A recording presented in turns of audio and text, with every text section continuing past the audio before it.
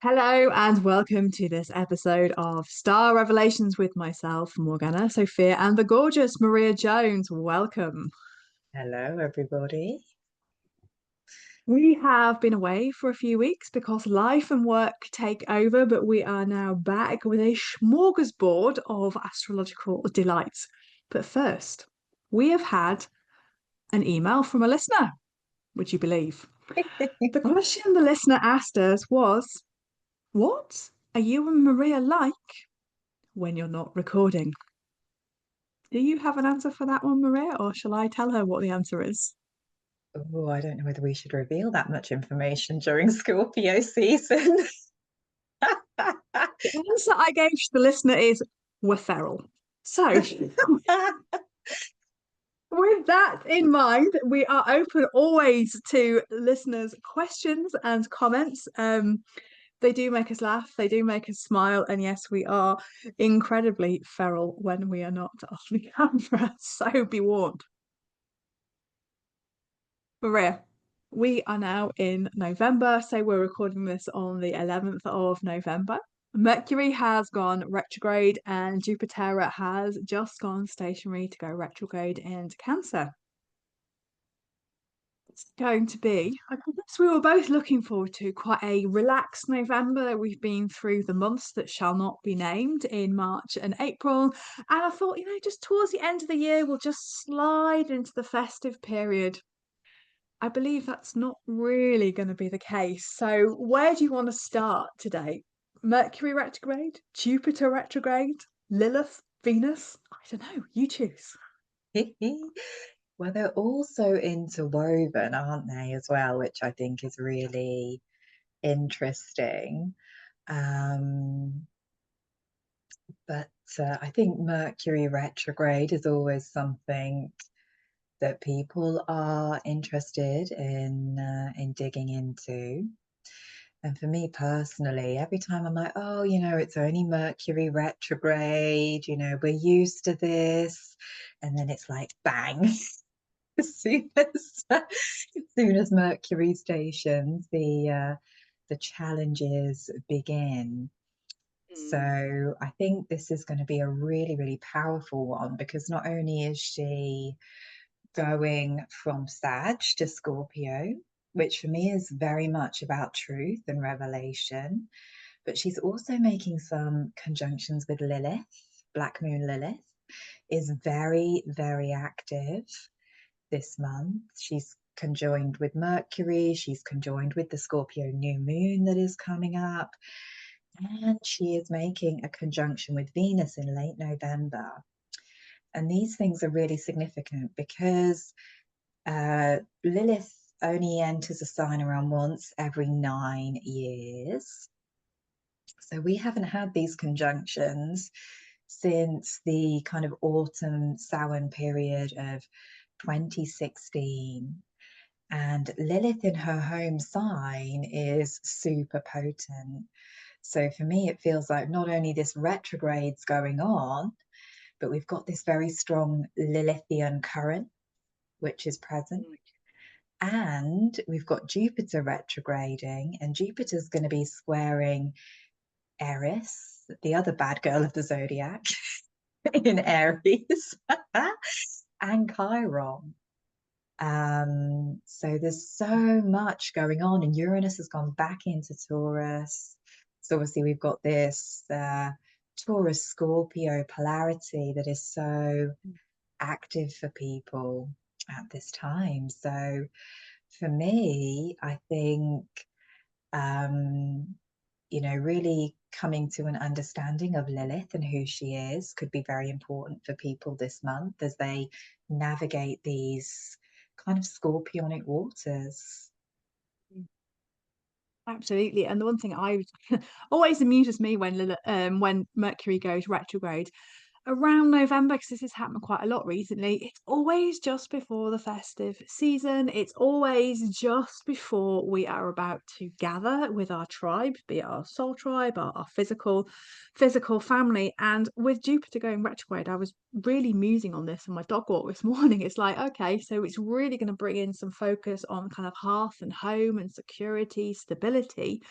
And then we throw into this mix, of course, our American colleagues and friends who will have Thanksgiving towards the end of November, just as the retrograde, just as Mercury's actually going stationary direct. And then, most of us will be celebrating something, either solstice or Christmas.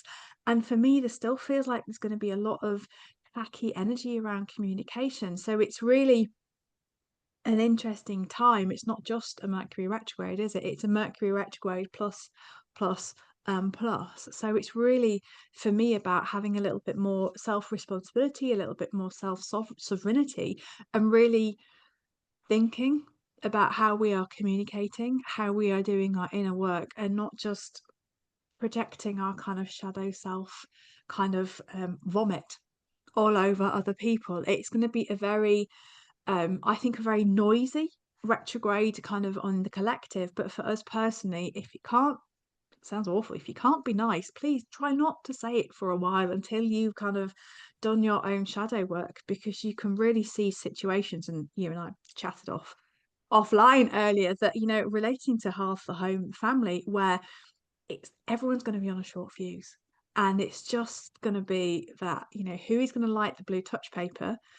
Are you going to retreat the required 10 meters, 30 meters, or are you playing with fire essentially? And as someone who's a Sag moon, Sag rising, I mean, we are blunt. We are blunt to the point of rudeness at times. We're incredibly abrasive. So imagine unleashing that in the collective.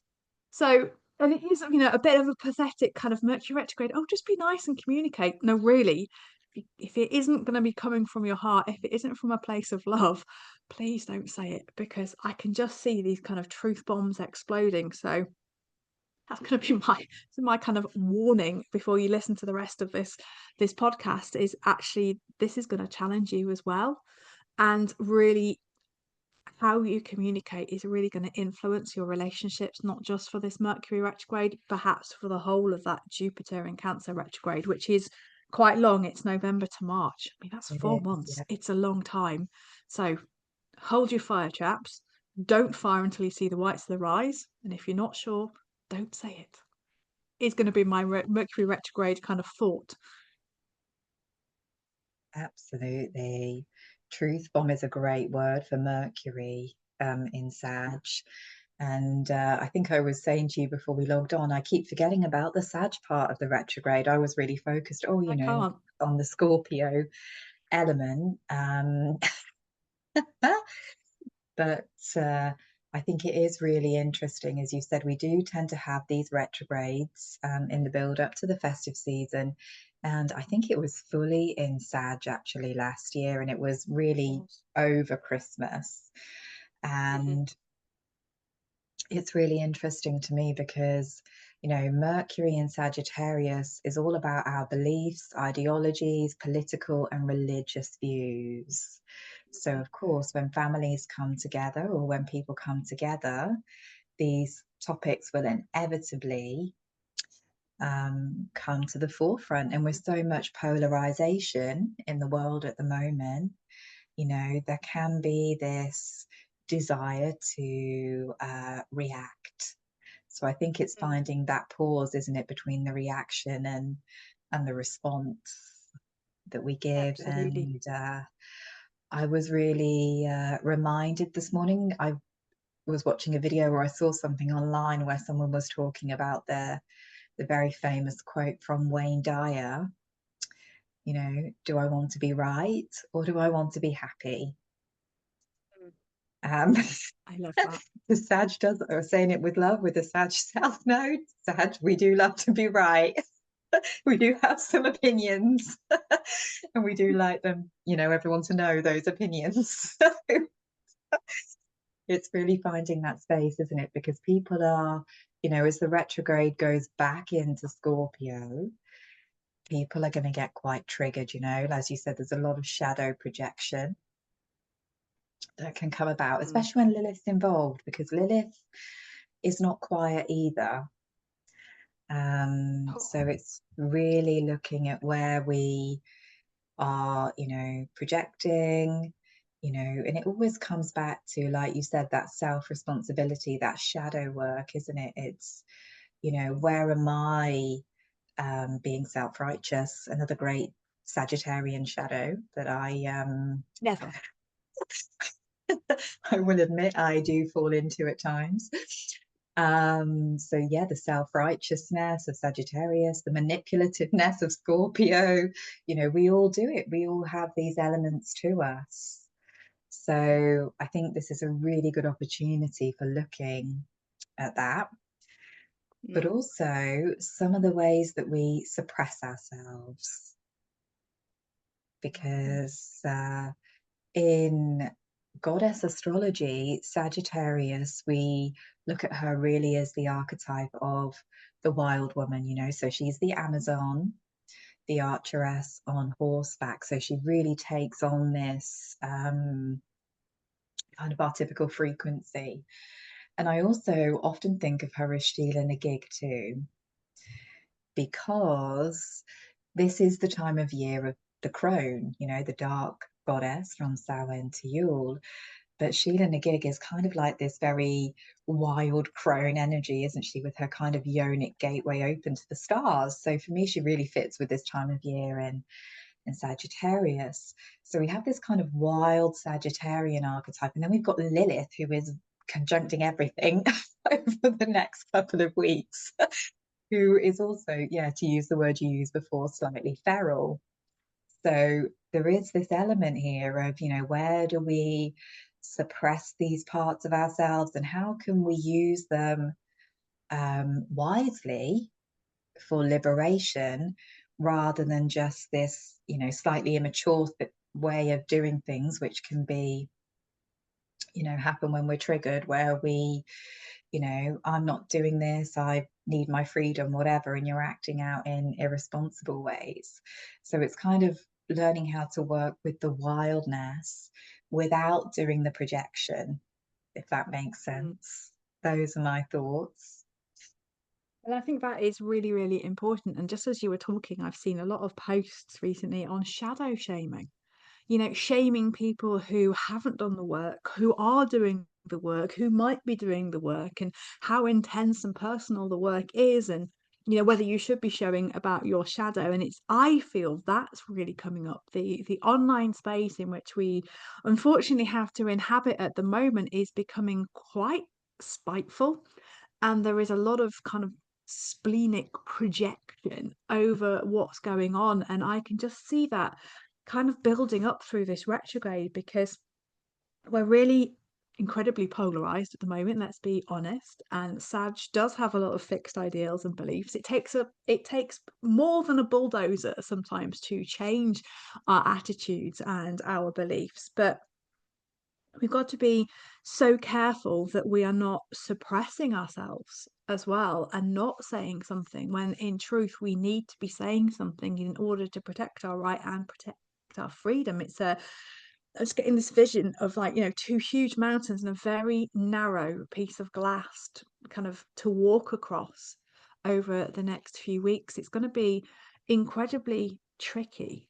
And again, it comes back to self-ownership of our own behaviors. It also means, you know, if you are triggered and activated by someone's post, either step away from the device or go and work on your own stuff. Sorry, nearly swore then. Go and work on that before you actually reply. Consider them as that black obsidian mirror once again. So there's a lot of kind of splenic kind of bile going on at the moment, and we can only control our own behaviors, and that in turn means we really need to look at our own behaviors as well. I mean, we can be incredibly dogmatic and, you know, very pedantic at times about these fixed ideals and beliefs. So speaking of someone with a little bit more Sag than you are in your chart, you know, it is really about being mindful, because I can see myself in other women's posts sometimes, and sorry boys, it does tend to be other women who are kind of keyboard warrioring at the moment. But it really is just like you say, are you going to say something, or are you going to be right, or are you going to be happy? It's going to be a really interesting place to walk. I'm just laughing to myself as you're saying that, because I know you have the Sag moon and Sag rising. Now I've got the Capricorn moon conjunct Jupiter, the ruler of Sag. So I'm not immune to that judgmental behavior at all. Um, and I think that's one of the shadows of Sagittarian and Jupiterian energy is this kind of spiritual superiority, you know. Never indulged in that. It's like, because it's gone from, over the years, you've kind of watched it change from, I'm more pure and light than you know, Mm. I'm eating cleaner than you, I'm doing my yoga every day. It's gone from that kind of energy into, well, I'm doing more shadow work than you. You're not doing your shadow work right. So it's it's a really interesting time that we're living through. And I think maybe shadow superiority could be the phrase there for Oh, Scorpio. well, I'm stealing shadow superiority. I love that. It's just come to me as you were saying, that's kind of Sag to Scorpio, hey? And I think, Mm. that's also another thing to be aware of, speaking again as somebody with a lot of Scorpio energy, is that, we do like to be a little bit moody, broody. I was saying this to the ladies at the weekend when we were learning about Scorpio. That's a Scorpio thing, isn't it? I'm much deeper and darker than you. You can't possibly match my depths. It's this kind of behavior. That's I'm so kind of true. cringing at myself as we're speaking about these things. We're doing our shadow work for everybody to see on the podcast here. We are the queens of shadow work. Much more shadow work than you. I love that. And I think the one thing, because obviously we sat this weekend, you were teaching about Scorpio, I was with you, and we were also talking about Lilith as well. There's a huge rise of her energy within the collective. So while we're all saying to you, oh, just be kind, be careful what you're saying, there is this kind of driving force. I can only see it as like this massive meteor in our backs, kind of propelling us forward to remind us not to forget the wild, wise woman and not to tame her too much. But it's a really interesting conversation, and we'll chat about this in a minute with Mercuria and Lilith having this conversation.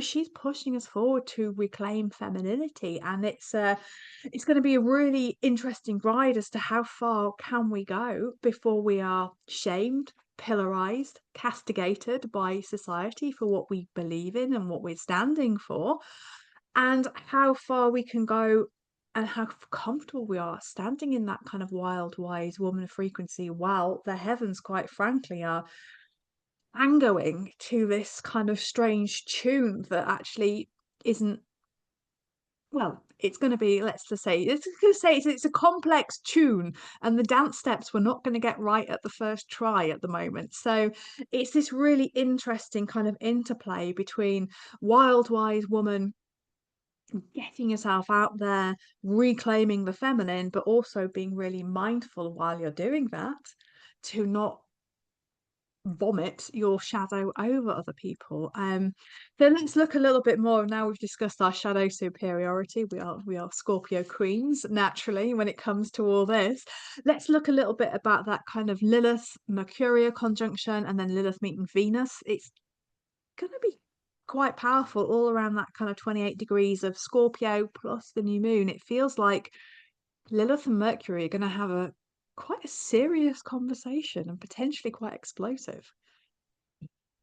Just thinking about this as, messages from your wild self. And Mm. we don't very often get to hear from, Mercury and Lilith, or Venus and Lilith together in Scorpio. Like I was saying, it's about once every 9 years. We were laughing at the weekend because I was saying, Goddess bless the little girls that are going to be born on the Mercury, the Venus Lilith conjunction in Scorpio, because we have it in Pisces, which is a little bit calmer. But It, that's it, it enough. softens it softens us a little bit. It would be awful if we had it all in Scorpio. So, these conjunctions don't come along very often. So, with Mercury Lilith, which I believe is happening twice because of the retrograde, I think you've got the dates there. It is. So it's happening on the 22nd of November with Mercuria being retrograde, and then again on the 10th and 11th of December. So there's going to be two kind of really interesting meetings. One is Mercury is going back and then coming forward with potentially new information and truths being revealed. Yeah, because they're all gonna, there's gonna be a bit of a conjunction on the 20th, isn't there, with Mercury around that time she's going to be meeting with Sol. She's going to be in the heart of her retrograde. There's going to be the new moon and Venus close by. So for Yeah. me, it's like you can't ignore the truth of your being and you Mm. can't ignore your shadows. And I don't know whether you find this yourself as somebody with Venus conjunct Lilith. Your life is a journey of learning how to balance these two energies, right? Because Venus has much more of a desire to be loved than Lilith. Yeah, so Venus is a goddess of many faces, but generally in astrology she is an omen of love, of magnetism. She's how we relate to ourselves and others. So she does seek company. She does enjoy romance. She does enjoy connection, whereas Lilith is completely non-traditional. So Lilith, as we were talking about again at the weekend when we were teaching about Lilith and helping everybody find all of their Lilith placements, because there are many Liliths that you can look into in your birth chart. We're talking about the kind of average Lilith here today when we're talking about these transits. But Lilith is the dark face of the moon. She is the shadow of the moon. So whereas, she's the opposite from this kind of traditional, nurturing, moon mother birthing kind of energy, Lilith does not want to be domesticated. Lilith is not really into raising children, protecting children, yes, but raising them not so much. She's not the domesticated caregiver. She is the part of us that is our wildness, that is our sexuality, that, especially in Scorpio, where she's at home, she's all of our magic. She's everything that is taboo and, everything that most little girls are taught not to be. So this, I think, is a real reclaiming of this archetype, as we go towards this festive season where a lot of women are, generally taking on that role to an even deeper level, as they go towards the festive season, they're the ones that are, entertaining the guests and doing the cooking and wrapping the presents. So we might have a few, domestics over this period. Because that, I'm going out on a Christmas party instead, embrace my inner Lilith, put some red lipstick on. But they are these two very different archetypes. So I think we're really going to be confronted with all of the ways that we shame ourselves into being small. And it's a really good time, because Mercury is all about our mental patterns and programmings as well as the way we communicate. So it's like, where are these old imprints that tell me I have to behave this certain way if I want to be a good woman, So It's funny you should yeah. Yeah, it's funny you should say that because just before we started recording, I was just doing some channeling for the shadow sessions around shame and desire. So it's really a prevalent message. And when you were talking about being shamed into being small and women taking on the challenges of the festive period, I was just kind of like, great, yeah. So I'm having the family over, so I'll be the one that does all the cooking, all the cleaning in preparation for them coming over. And it's actually, how do you stop yourself from becoming the sacrificial whore? So if anyone's ever read Fierce Medicine by Anna T. Forrest, it's very much related to Forrest yoga, but she does talk about the archetype of the sacrificial whore.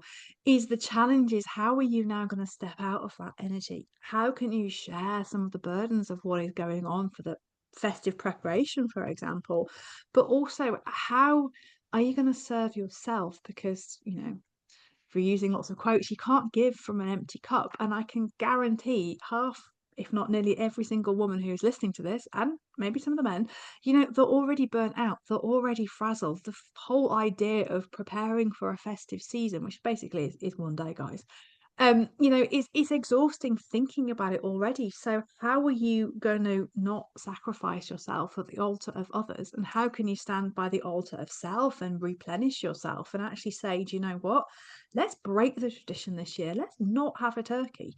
Let's have a curry. Let us go and go out on the beach, have a barbecue. Let's go for a walk. Let's do something that really breaks the conditioning. But it is down to us, back to our self responsibility again, to state that and say, actually, these are my boundaries. This is what is not going to be crossed. In order for me to be this wild, wise woman, actually, you aren't going to be doing this anymore. So I think it's going to be a big internal dialogue. And I think Lilith's going to really kick us in the ass, actually, and say, stop sacrificing yourself. You've got to be heard and you can no longer play small. We as women, and I'm not going to go any further than this, can no longer play small. It's our duty as well, if we're going to be in service, to actually stand up and reclaim our own sovereignty. Rant over. No, that was so beautifully put. I love that archetype. I think you've mentioned it before, and I think, that's something which is a very shadow Venus quality, that Yeah. sacrificial whore. And in Scorpio, she's not so prone to doing that. She's not so prone to doing that. So I do feel like there's going to be a lot of us that are really coming into connection a bit more deeply with our true authentic power, which does disrupt relationships, and Scorpio is all about intimacy too. So, there could be some interesting developments in our connections with others as we do set those boundaries, because I think that's really important, isn't it? Because I think one of the other faces of that sacrificial whore archetype is to, you've done this to me, I have no choice, so it's going into that real kind of Piscean shadow. We've got Neptune and Saturnia back in Pisces as well, and they're going to be making some trines. And so is Jupiter in Cancer. So we have these supportive aspects too, which do allow the emotional healing to take place. But really, I think we're always looking at this time in our development from an evolutionary level is, where am I taking on that role of the victim instead of empowering myself? So I think that's something to be conscious of too. Yeah. And of course, when you're in the victim state, also being aware of when you're going into savior mode as well, because they're the two polarities. And I've seen this a lot again in the shadow sessions. We've been talking about this victim or savior mentality, and it's very easy to fall into both because they're very comfortable. I am the victim of X, Y, and Z. Oh, actually, no, I'm going to come in and save you from A, B, and C. I think it's the two for me, being victim or savior, can be quite interchangeable at times. And it's that very Piscean kind of boundarylessness, isn't it? That is really it's really coming in. So it's just being really mindful of all the archetypes that we can slip into. Are you in the highest expression of it, or are you slipping back into the shadowy kind of icky bit of it and not coming out as the highest expression and then blaming other people? I think that's going to be really interesting. Not blaming yourself, not blaming other people. Again, we can be very easy to throw blame bombs at people at the moment as well. Blame bombs, that's another great phrase, isn't it? All of them today. Mercury is Mercurying. But yeah, I think, what we quite often reflect on in our journey through the spiral with certain signs, particularly things like Pisces and Virgo and maybe even Libra, is because these are the signs that tend to do this a little bit more, is who would I be if I weren't rescuing everybody else? Because a lot of us get our self-worth from these roles, which we then also like to complain about when we get overwhelmed. And we all do it, we all do it. So I think this is a time of really cultivating and giving space to that wild expression of self. So when you do go into those more traditional roles this time of year, that you are coming from, that space of, this is my choice. I'm choosing to do this because I love to nurture these people, or I love to cook. These are things that bring me joy, rather than, oh, this is what it's expected of me, and it's a totally different energy. Absolutely, yes. Although I do still enjoy cooking for a lot of people, so I'm going to be okay with that one. But it's really interesting because just thinking about that, Neptune and Saturn going back into Pisces, they're going to be hanging around there for quite some time until we kind of get into that January, February time. And just thinking with Jupiter in Cancer going retrograde as well, and all this kicking off in Scorpio, it is essentially this ocean of emotion, isn't it? You can really, it's the three water signs are really all chucking into the cauldron of emotion, all their kind of ideas, both the light and the shadow, different expressions of it. But when I was really feeding into it, it's this real clearing out and allowing ourselves to be clearing out, because when we get to the Saturnia Neptunia kind of conjunction, which is around the 20th of February next year at 0 degrees of Aries, we're going to have to make sure that we've got some really firm foundations. We know who we are, and any baggage that we're currently carrying, physically, emotionally, spiritually, is going to have to be dumped at the door. So I guess the question is, do you want to do it now? Are you all right sitting kind of in this ocean of emotion, of really working out who you are? What do you need to feel secure? What do you need to feel nurtured? Making sure you're nurturing from your heart. You kind of potentially ready for those unexpected shifts in relationships. This for me is like the next layer of really building up to who we are going to become next year, and what that big conjunction is going to happen. And we will be talking about this conjunction a lot more, but it feels like it is really let go now, because if not, you will be forced to kind of let go in some way, or you'll be forced to change in a way that you didn't expect. It just feels like there's this, can you swim in the ocean for a couple of months and allow yourself to feel the feels, notice what you notice, and allow it all to come before next year? Absolutely. I think we maybe said before on the podcast, or I was saying to somebody, that this last few months of this year, before we get really to the astrology, close to the astrology, I can't get my words out, Mercury, astrological New Year in March, there really is this heavy focus on karmic release, because Neptune in particular is on the final degree of the zodiac.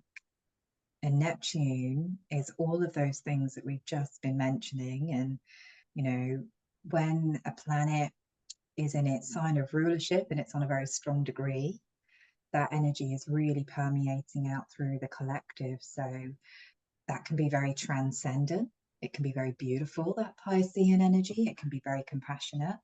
But also the shadow is these victim savior patterns, these addictions, because that's another thing that comes to the forefront really at this time of year as well, isn't there? There's a lot of that kind of Sagittarian, Jupiterian hedonism, where it's kind of, we're numbing ourselves with, all of these foods and drinks. So it's a really interesting time. The astrology is really quite contradictory in many ways, isn't it? There are so many different things that are happening.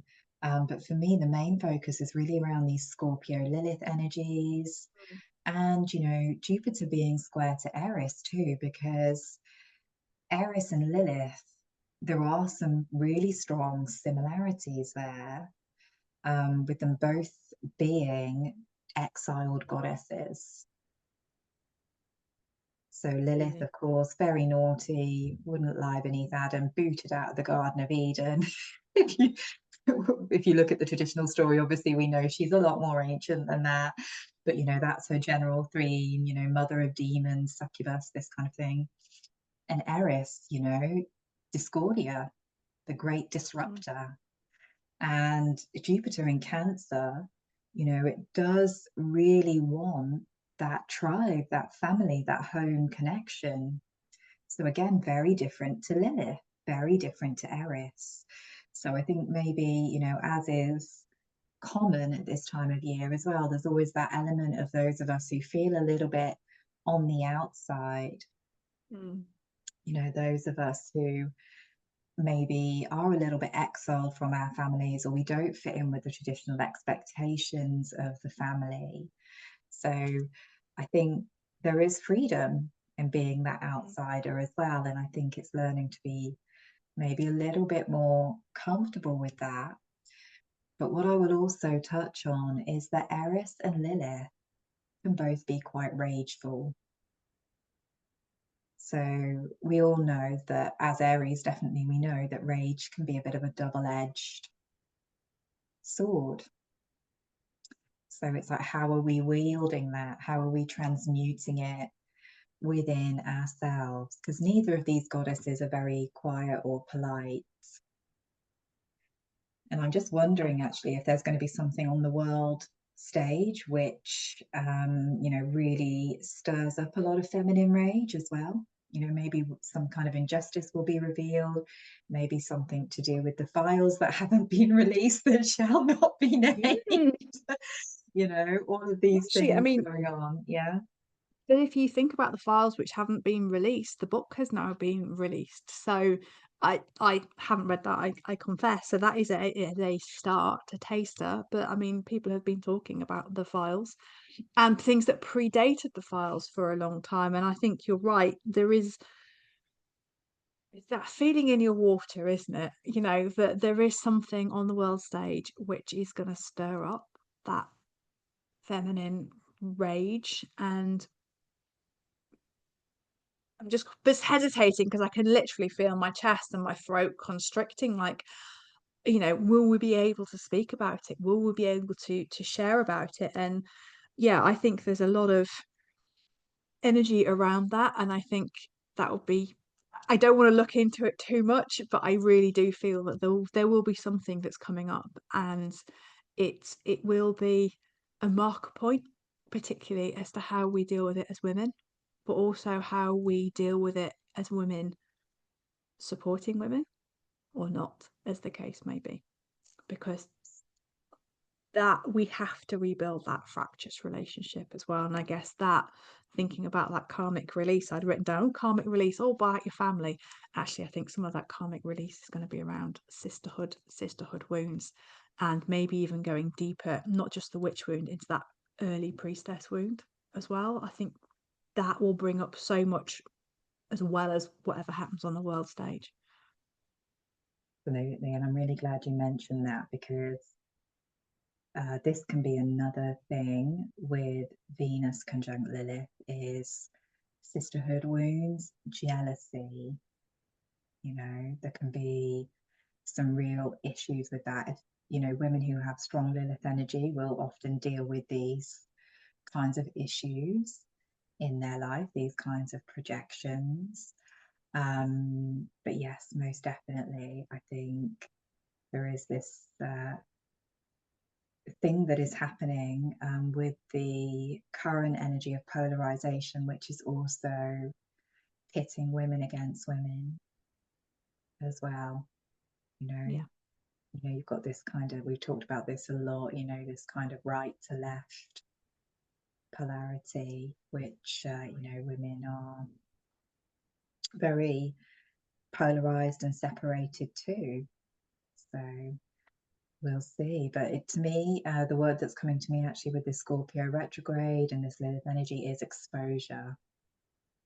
So again, maybe we'll, because Scorpio is about those deep, dark secrets, right? Yeah. The very unpleasant corruption and abuses and things. We can't hide from the fact that Scorpio is a very dark sign. It rules over the darker aspects of life. So when we think about a retrograde going through there, this sign where no truth can be hidden, nothing can be hidden from Scorpio, and then out into Sagittarius, which is truth.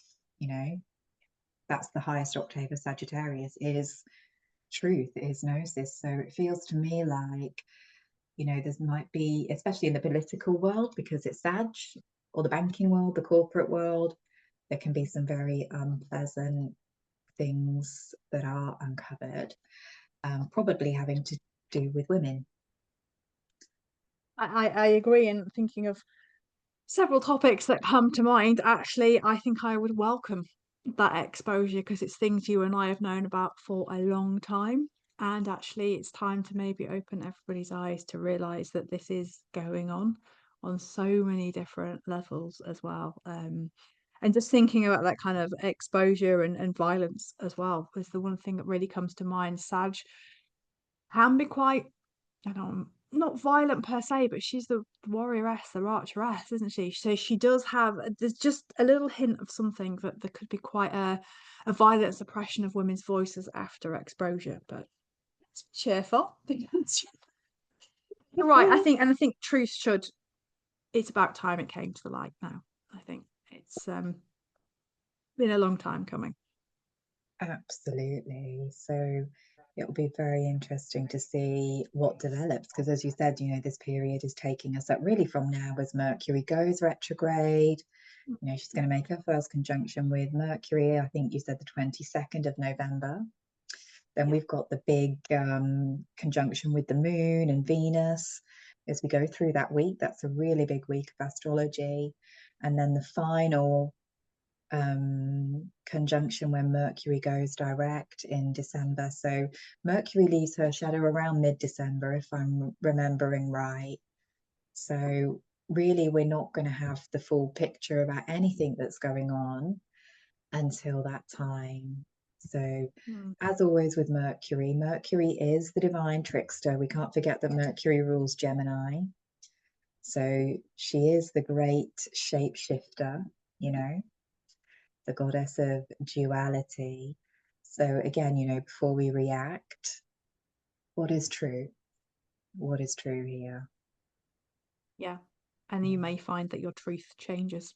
I think a lot of people will suddenly change their truth or realize that there is a little bit more. So you're right. Just hold your horses to make sure that you're not just taking information from one source, shall we say. Cast your net wider, drop it into your heart, and make your balanced judgment would be a bit of advice for at the Absolutely. moment. And just on another cheerful note, because this might be helpful for people to know as well, is sometimes, with a lot of Scorpio energy, there can be a lot of paranoia. There can be a lot of suspicion because Scorpio sees, betrayal everywhere. That's the Scorpio thing, So just be aware that, we can also misperceive things or over exaggerate things. Particularly if you've got Scorpio placements already and these are being activated, just be aware you don't drive yourself crazy.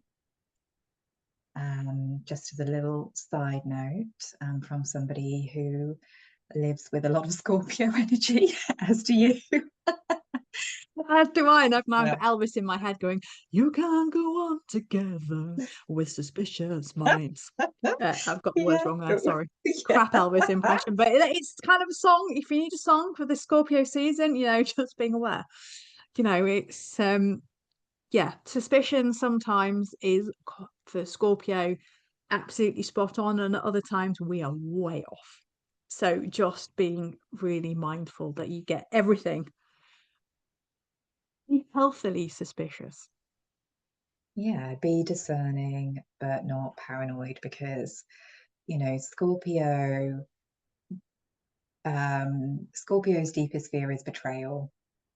That's Mm, why they're so self-protective. And it's usually because they've been through a lot of trauma, right? So they're very afraid of betrayal. So they're always on the lookout. They're always on the lookout for somebody who is, gonna betray them or mistreat them mm, or manipulate them. And I think when these energies are in the collective, it's so much easier for us to fall into these patterns and, react. When mm, maybe we should just learn a little bit of scorpion privacy. mm. Like that. Very good. I think we've probably depressed everyone enough for today. Well, it started off well. We haven't, please do let us know. We are open to all comments and suggestions. Um, I don't think I've got anything else to add on the astrology. Do you, Maria? No, I don't think so. All I will say is if you want to do your shadow work, come and learn astrology with us in March. Absolutely. We start again in March. Is that Yeah. correct? You'll start Yeah, again in after March? all of the chaos is kind of moving on, and we're, in the energy of that Saturn Neptune conjunction. Mm. So yeah, Yeah. So the as invitation is there. Come learn goddess astrology. Um, but until next time, we will be back a little sooner than the gap that we've just left. We've got a lot planned for next year as well. So we shall keep you in Scorpio suspense from now on.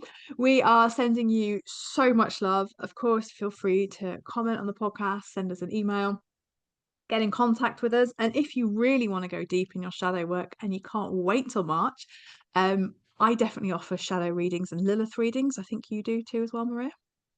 I do, I do. And yeah, we've got some exciting things planned for the new year as well, haven't we? So Yeah. So if your shadow needs tickling and titivating before March and you don't want to, come kind of for a reading, and yes, so much planned for next year. So sending you all so much love, and we will speak to you soon. Take care. bye.